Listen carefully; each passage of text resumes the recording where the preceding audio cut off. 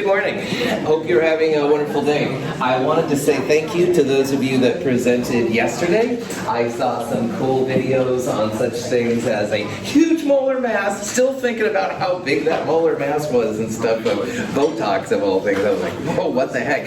I saw some cool things on how carbon dioxide rains down in really cold parts of Antarctica. I saw a cool cat video. I saw lots of really neat things, man. So thank you to all of you. And for those of you presenting today or tomorrow, know how much I'm looking forward to it. It should be pretty cool. We're going to continue on talking about kinetics. And right now we're in the discussion of what's called the mechanism. And up here on the board, I have two examples trying to show some of the things of what's going on. We talked about on Monday how reactants, which are R on the left, going to products on the right, you can use one of these diagrams to show the transitions. So these are called transition diagrams, reaction diagrams, whatever.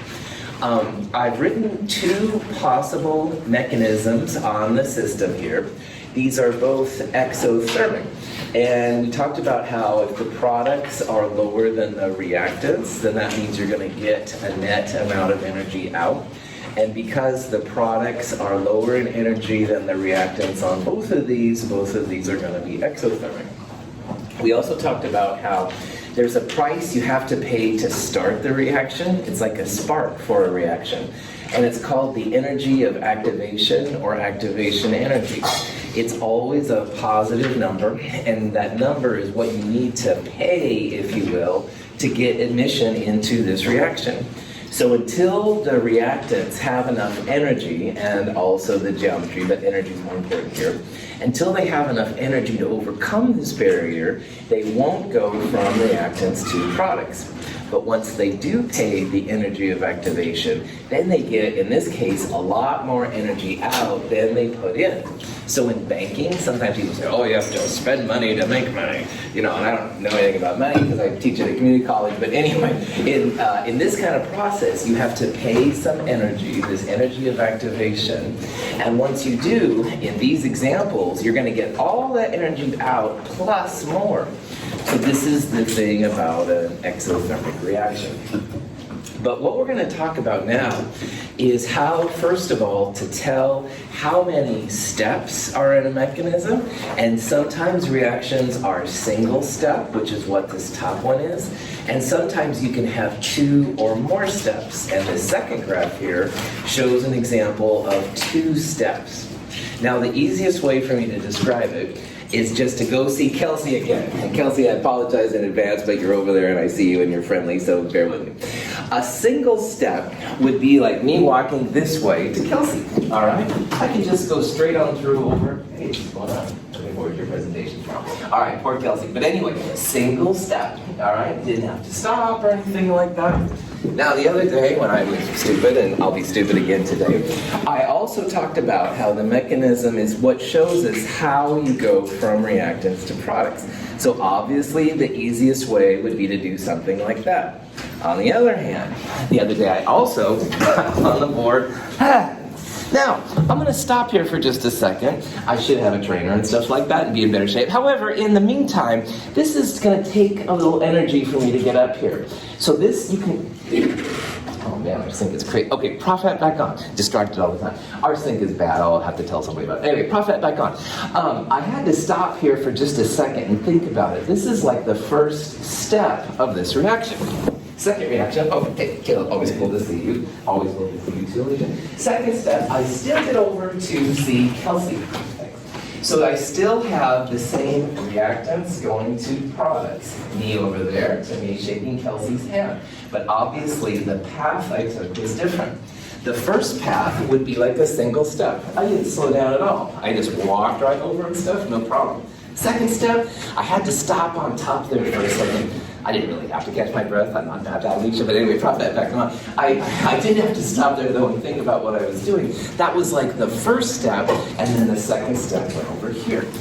Now, in my two pictures up here, the first one is like the first time I went over to see Kelsey. It was a single step. A single hump. Brian said it was the camel hump. That's probably not a bad way to think about it. Single hump means single step, which means reactants to products, one thing, done. This one right here with the double hump is an example of the second time. So the first part was me getting to the top of the bench, and I looked in the sink and it was gross, but anyway. Then the second part was me actually walking over to see Kelsey. So reactions are like this. Sometimes straight reactants to products, done. But sometimes we're going to see reactants to products involves 2 or even more steps. Each of these steps is called an elementary step, and all the elementary steps together should reflect reactants going to products. To get rid of one of those steps, would you add like a catalyst? Catalysts will usually change the numbers of steps, and we'll talk about that today.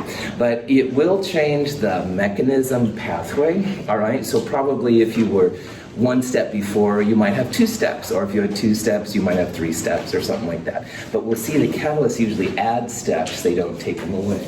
Good question. All right, this video, which I did show on Monday, is an example of a single elementary step. So this is like me going directly over to Kelsey and shaking her hand. All right, there's no me getting up on it.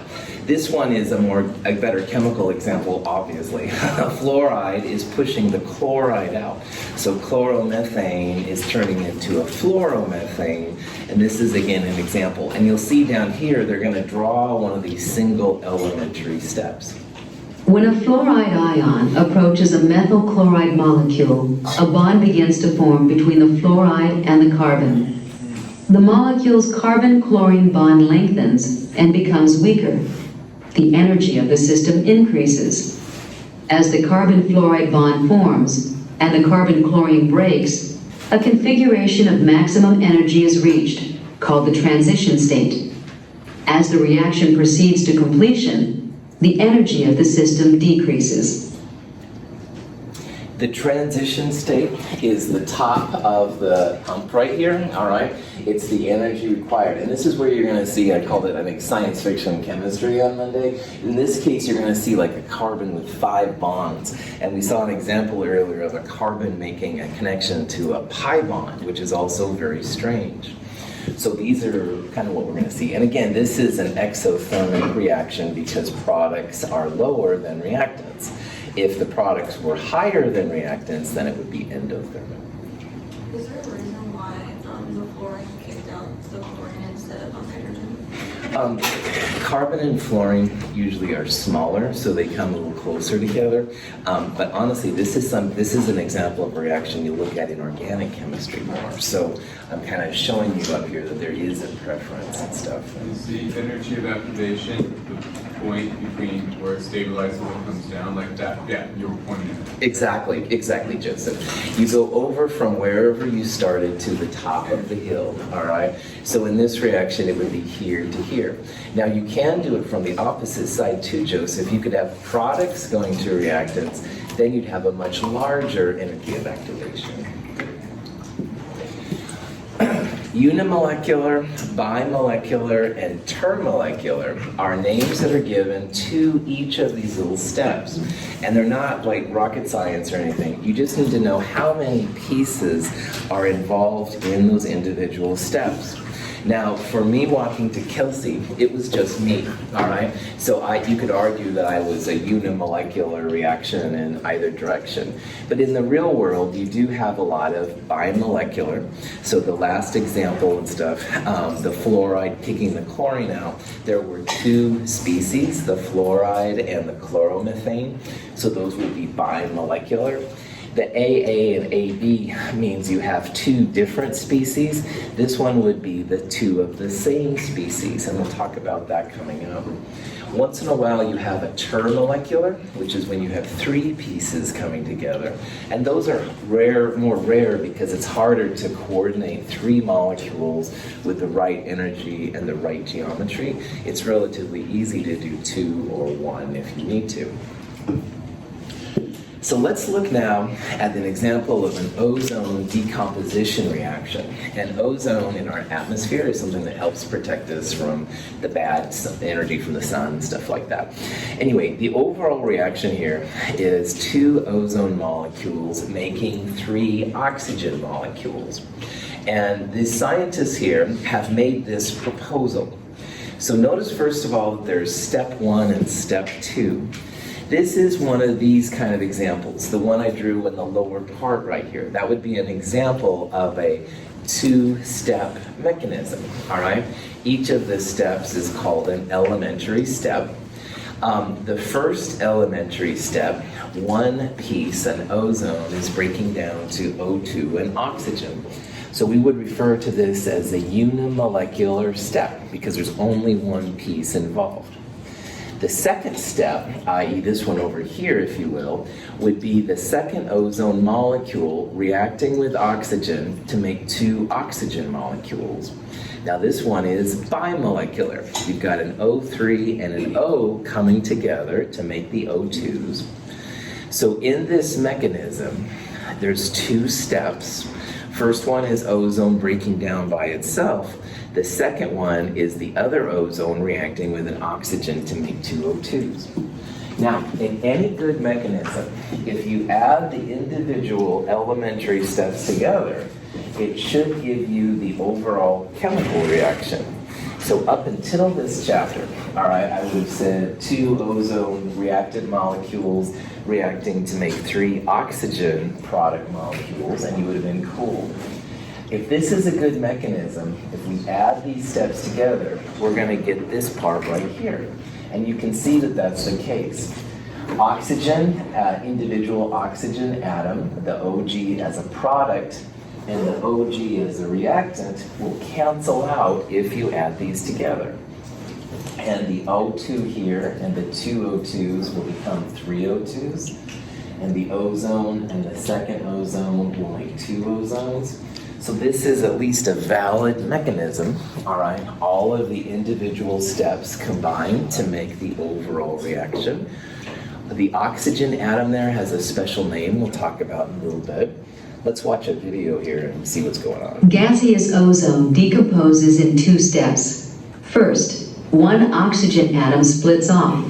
Next, the single oxygen atom reacts with a second ozone molecule to produce 2 molecules of O2.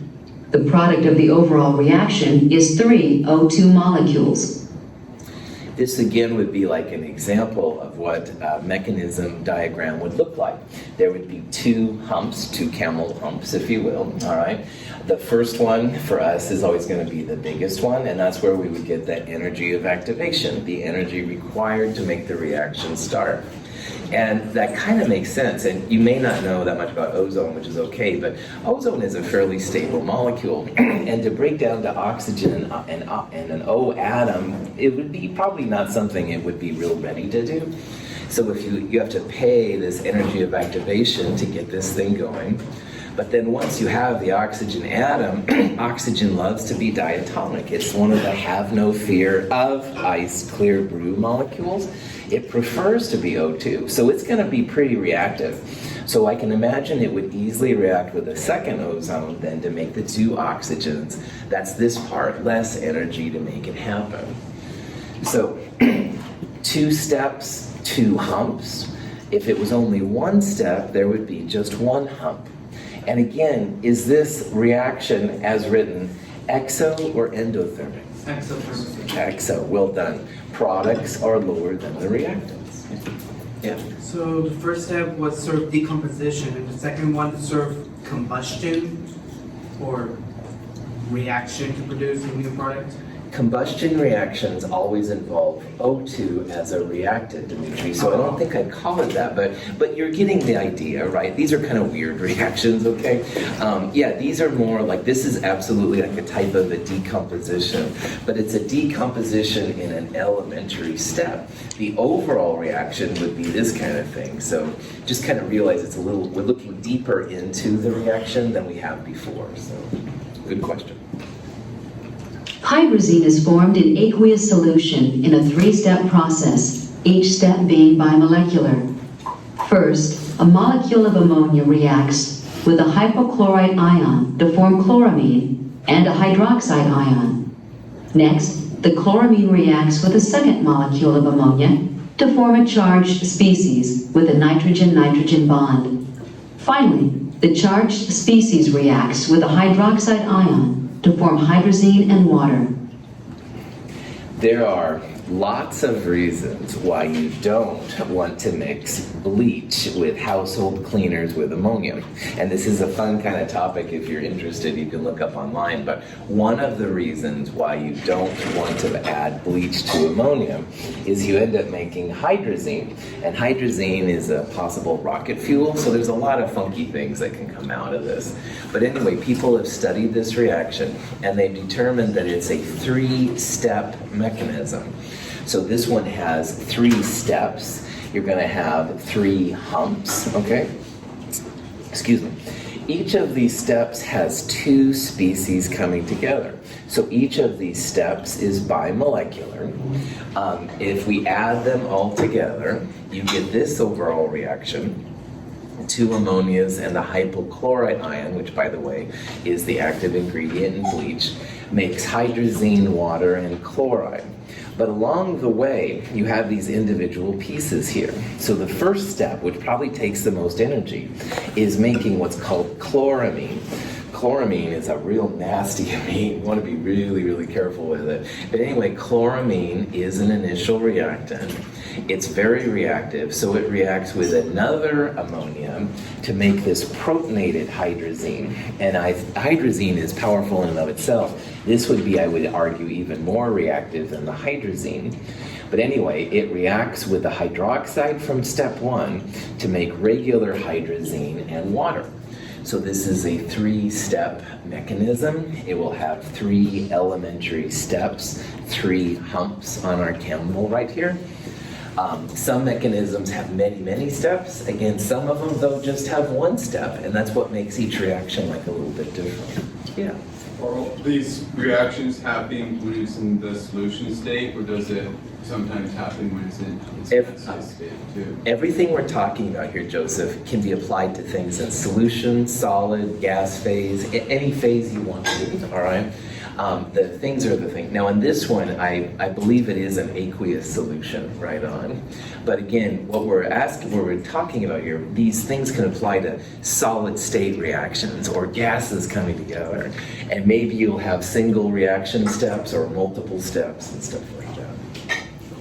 Yeah. So I'm a little confused on how you go from step 1, 2, 3 to the overall reaction. Sweet.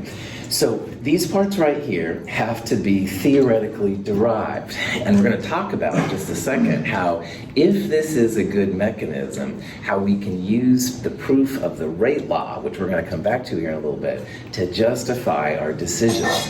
But what, for Alicia right now, just realize that somebody sat down and looked at data and thought, this seems like a reasonable mechanism. And reasonable means, number 1, is that if you add everything together, it'll give you the overall reaction. So 2 moles of ammonia will react with 1 mole of hypochlorite to make hydrazine and the rest of this stuff. And the second thing is that if they've done it right, these steps are going to correlate with the rate law, and we'll come to that in just a second.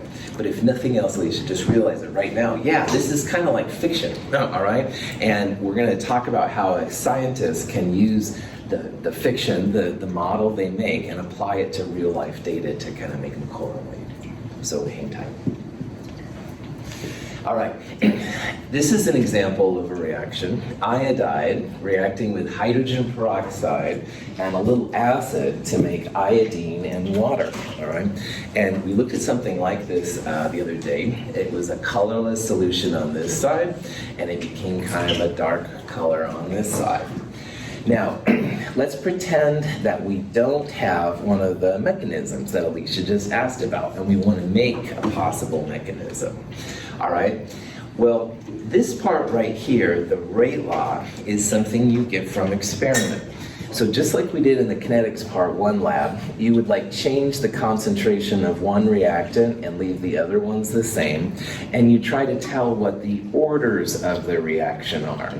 So in this reaction, they saw that iodine is a first order reactant, hydrogen peroxide is a first order reactant, hydrogen plus ion acid is not listed. What do you think the order of H plus is here? 0, that's right.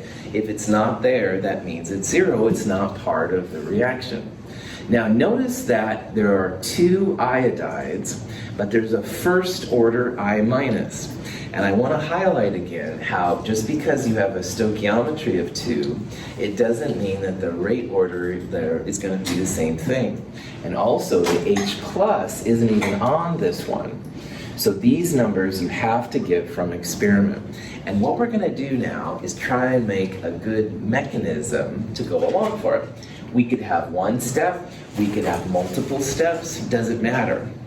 But this part is important. A reaction is no faster than the slowest step.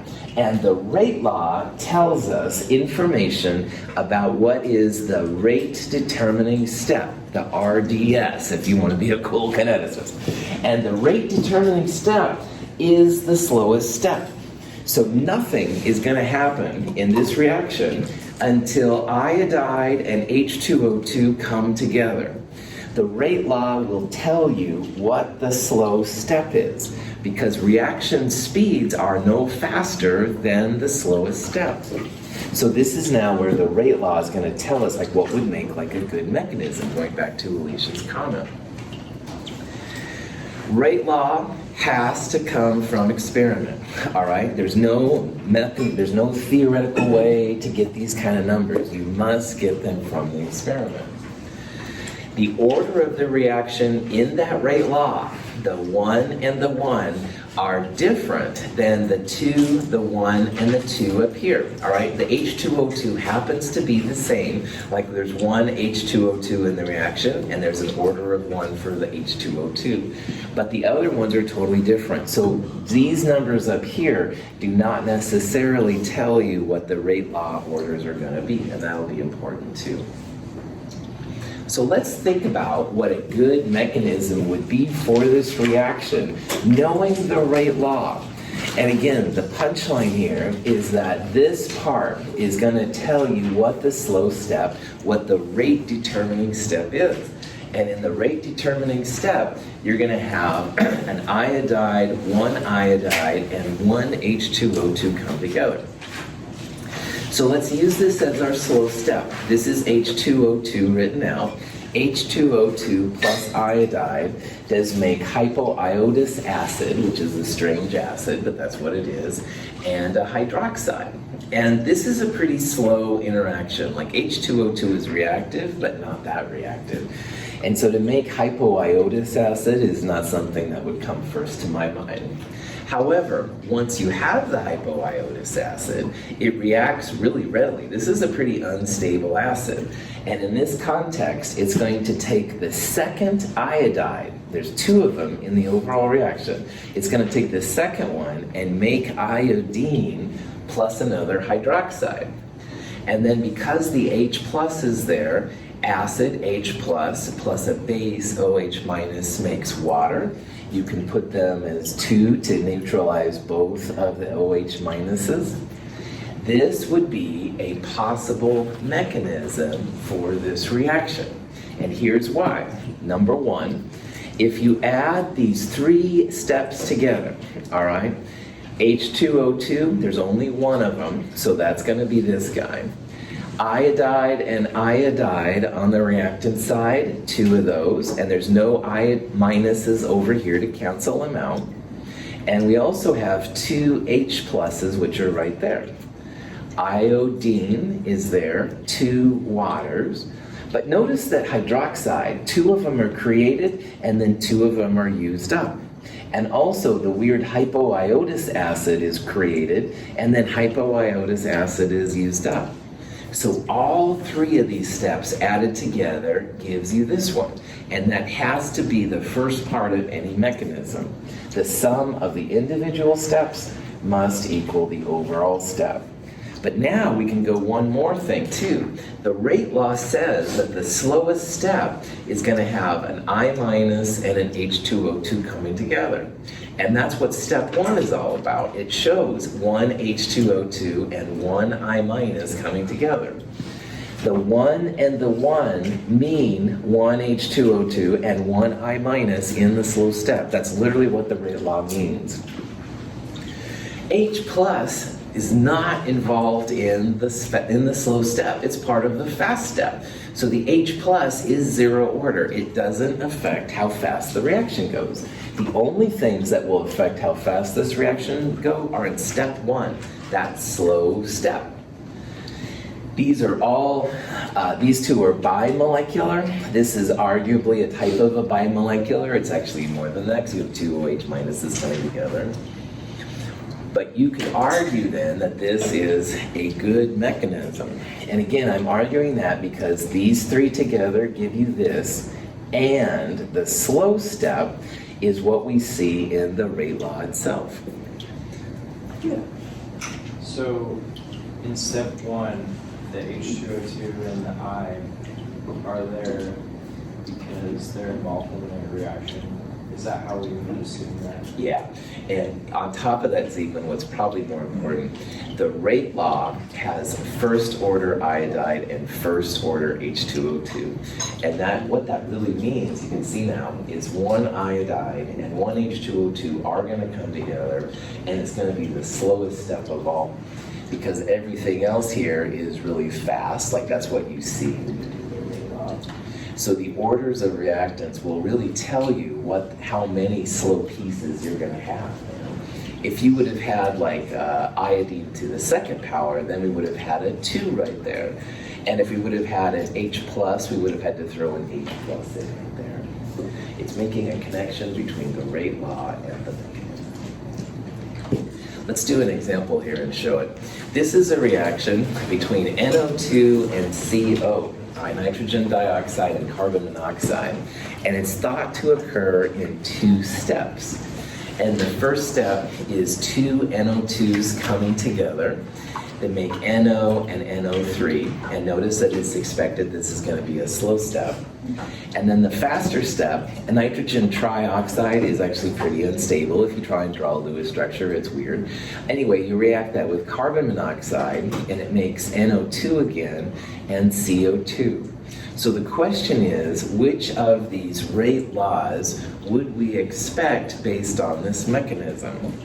And the punchline here is that you want to focus in on the reactants of the slow step, all right? In the slow step, it says that an NO2 and an NO2 or 2 NO2s come together. The slow step is going to be dependent on NO2.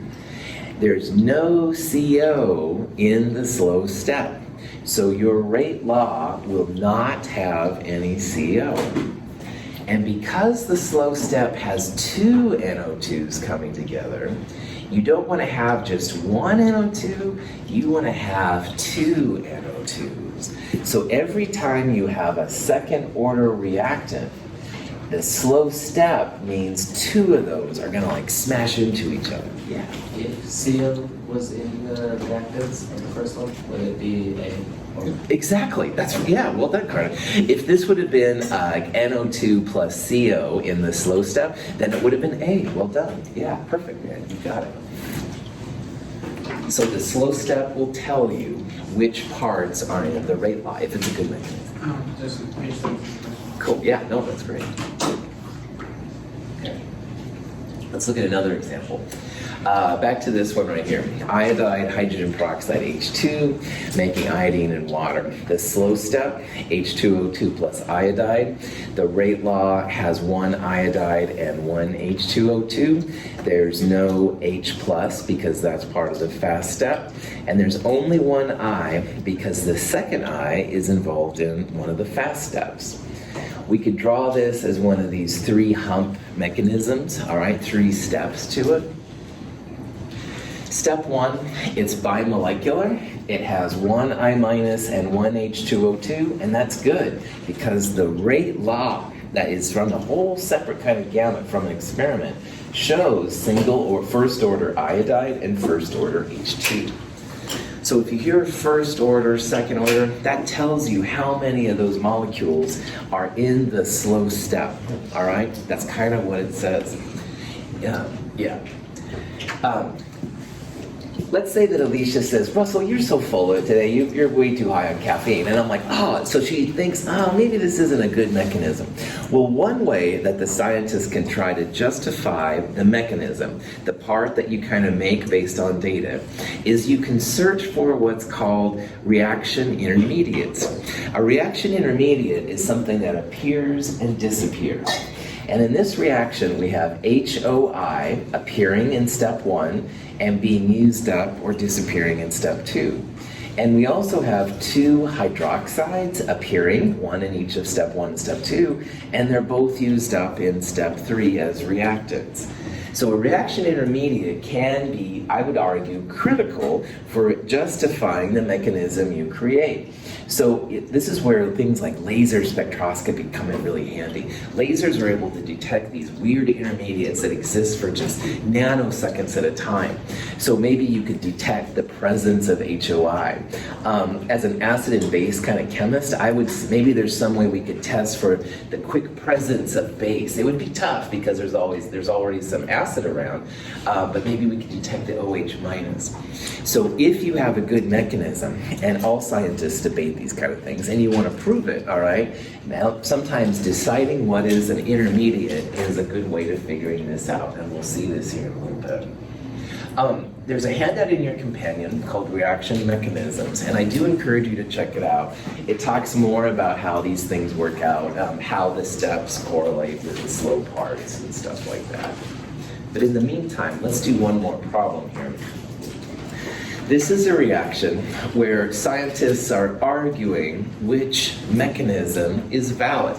So scientist number 1 and mechanism number 1 said that this methyl iodide, which by the way is breaking down or is reacting with some chloride to make methyl chloride.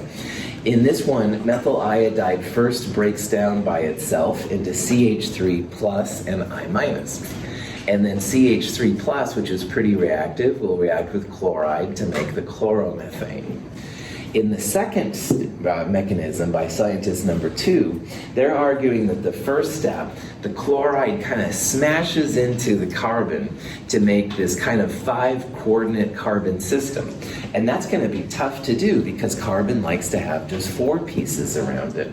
But man, once you have it, it would quickly break down, and it's going to break down into chloromethane and iodide.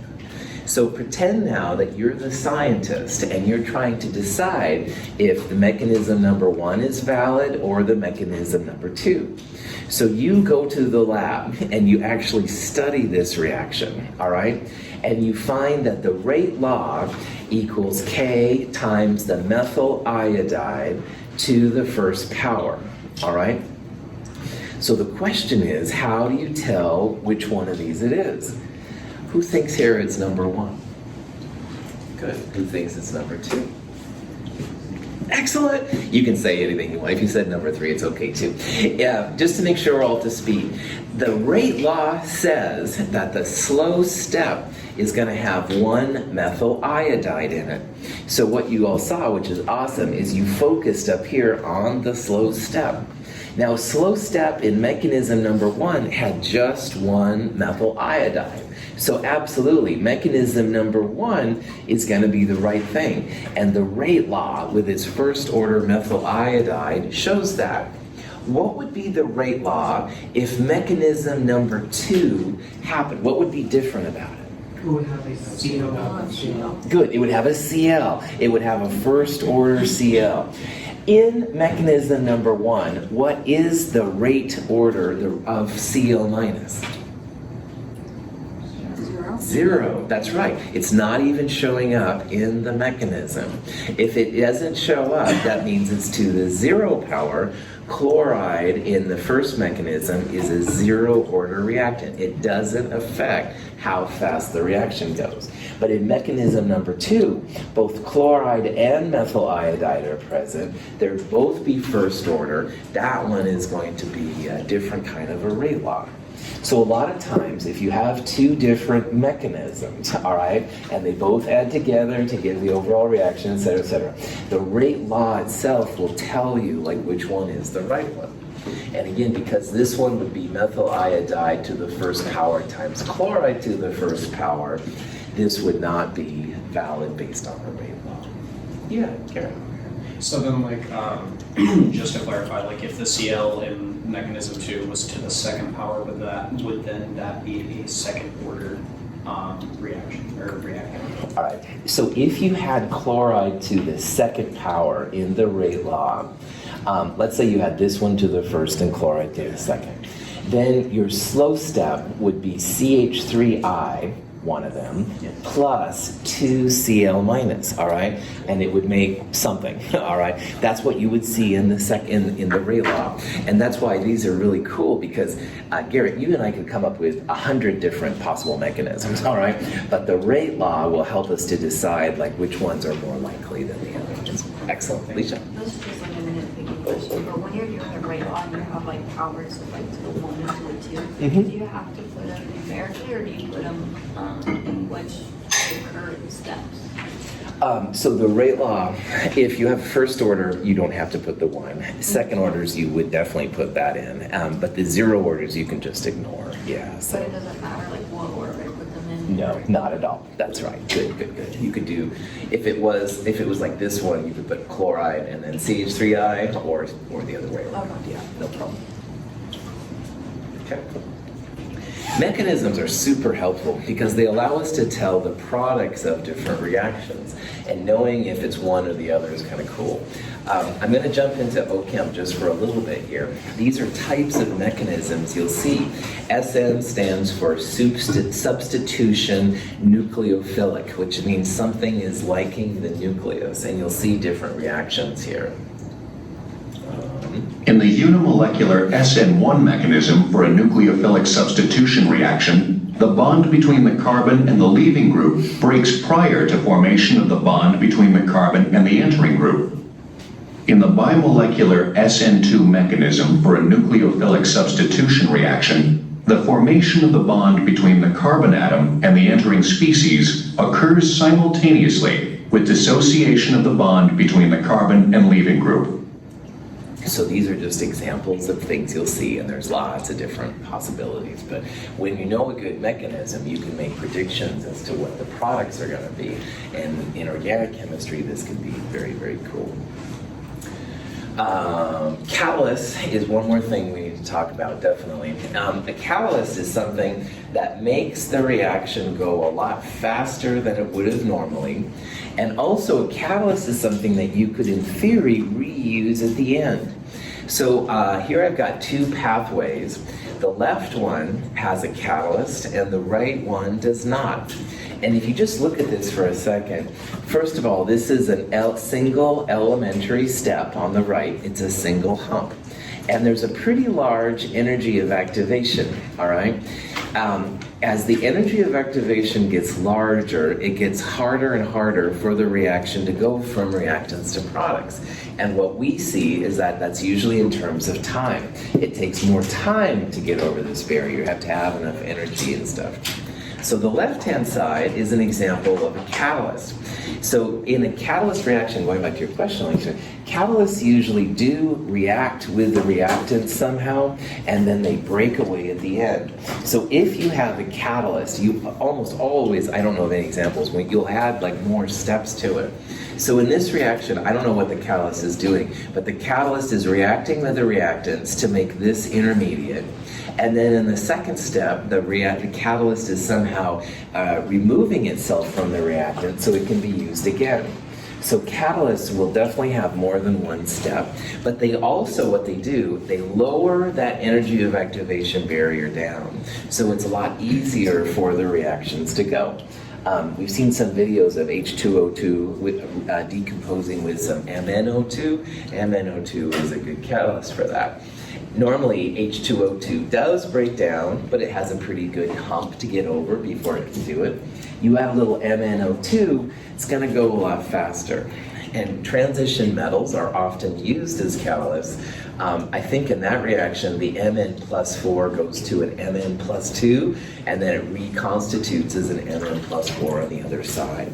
But all you need to really know here is that catalysts lower the energy of activation, but they are reused at the end, so there's usually like more than one step.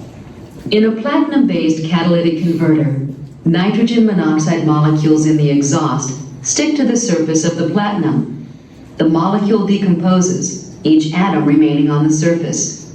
When another NO molecule comes to the area, it also decomposes, and its N atom bonds with the other N atom on the platinum surface. The O atoms also combine. The gaseous nitrogen and oxygen molecules then float away from the surface. A significant source of air pollution in many cities is the emission of nitrogen oxides by gasoline engines. The problem is not as severe as it was a few decades ago, due largely to the advent of devices called catalytic converters installed in automobile exhaust systems. In the 70s, in like places like Los Angeles, smog was a huge problem, and it was hard sometimes to see the skyline and stuff from different places, and most of the smog was created by cars. So in the 70s, they came up with the clean air standards, which made the catalytic converters mandatory for cars. They're basically like metals, once again, platinum, nickel, sometimes rhodium even, palladium, and basically they'll break the COs and the NOs down to things which don't make as much smog. So smog got a lot better. Now, the current political administration has lowered those standards, and people are worried that they're going to go back to smog creating things. The advantage, of course, is it would make your car a little cheaper to buy, because if you don't have catalytic converters, you wouldn't have the expensive metals. However, I think I would prefer to have clear views, but anyway, that's just politics. This isn't politics, this is science. So just letting you know that this could be something we'll see again. Catalysts have all kinds of uses. All of the plastics that we use are made from a type of a polymer that helps it out. So polyethylene and stuff is an example. This is one of these huge vats, I guess they make it. Acetic acid can be turned into, or can be created from methanol, all right? You add some CO in a catalyst. But everything in our body, every time you hear about enzymes, enzymes are just nature's catalysts. And our body has a whole bunch of them doing cool things inside. So catalysts are definitely important. If someone was to ask me, how can I make money in chemistry? I'd say, man, try and find a good catalyst, because if you can find a good catalyst that makes transformations of one reactant into a product that's desirable easier, big bucks. But again, I work at a community college, so maybe you shouldn't ask me. Hydrogen peroxide in water decomposes slowly at room temperature. In the presence of manganese dioxide, however, the decomposition occurs much more rapidly. The reaction produces oxygen and water.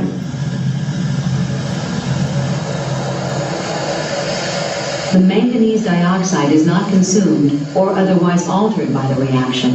It serves only as a catalyst and makes the reaction occur more rapidly. Gavin did a great presentation on H2O2 yesterday. Very, very cool. I'm still curious about the flesh thing you talked about, but I'm going to try and keep this class G rated. But anyway, in this reaction, this is hydrogen peroxide decomposing normally into water and oxygen.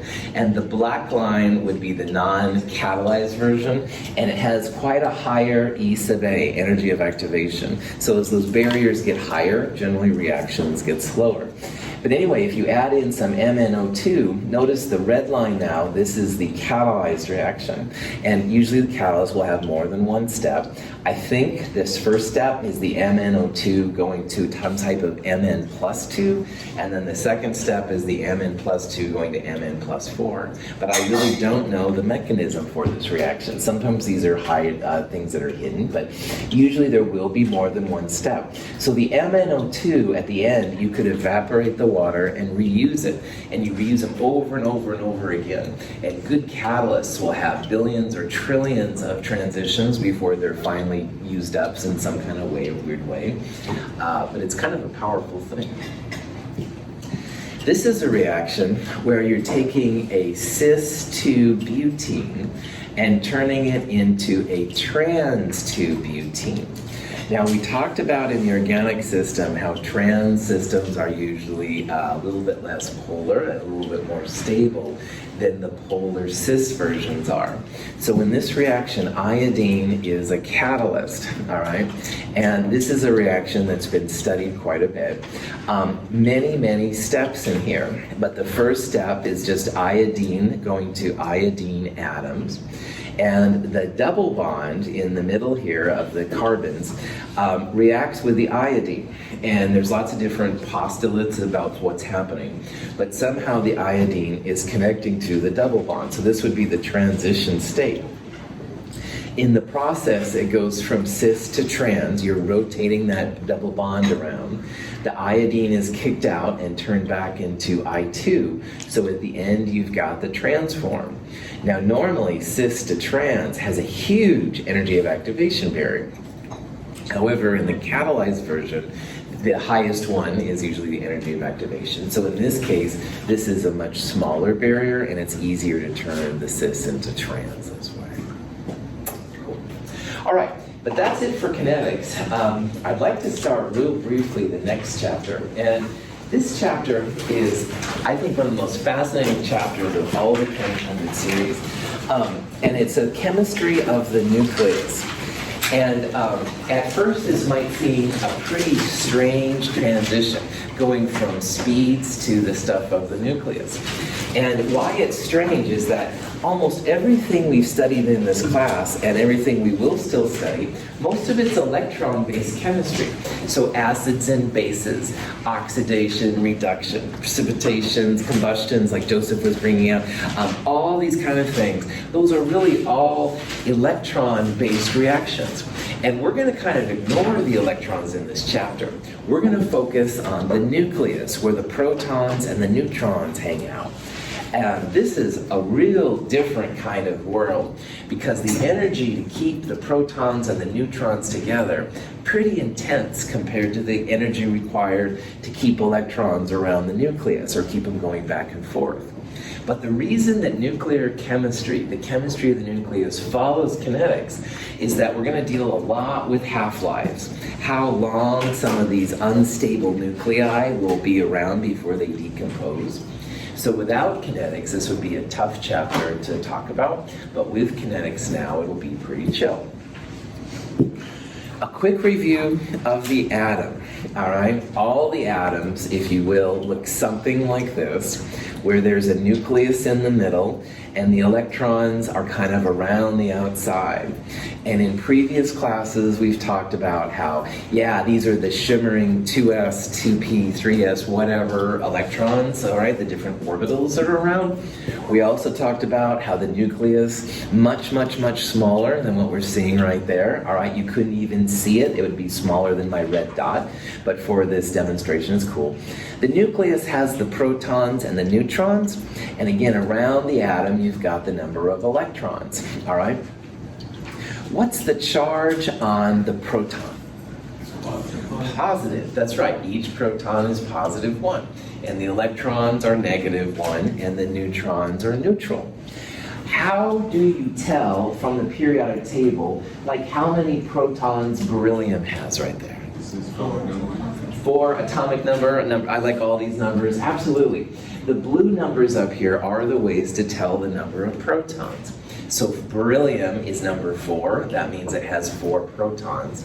How many electrons in a neutral atom of beryllium? This neutral is going to be the same as before. Well done. If it's neutral, which it is, then it's going to have the same number. It's going to have 4 electrons as well. So these are some of the things we've talked about before, and they're going to be helpful to us in this chapter while we go back and look at the chemistry of the nucleus. Now, this knowledge didn't just appear out of thin air. Marie Curie, Pierre Curie, and Becquerel were the ones that first started seeing how this radiation was a factor. Becquerel put some stuff next to some plates and they decomposed. And Marie Curie just went crazy and looked all over at them and stuff and saw it. Whoops, that was kind of fast, but anyway, that's all right. So Marie Curie, pretty cool. Yeah. Anyway, and then again on the periodic table, the periodic tables in 1303 are blue numbers, but those are the atomic number, and that's equal to the number of protons. And the symbol for the atomic number is usually Z. Now, the atomic weight or molar mass, same kind of thing. What we usually use that for, as you can see now, is the grams per mole, but it also represents the mass of an isotope. So on Friday, we'll look more at what an isotope is. Check this out. Have a good day. Looking forward to your presentations if you have lab today or tomorrow. See you on Friday.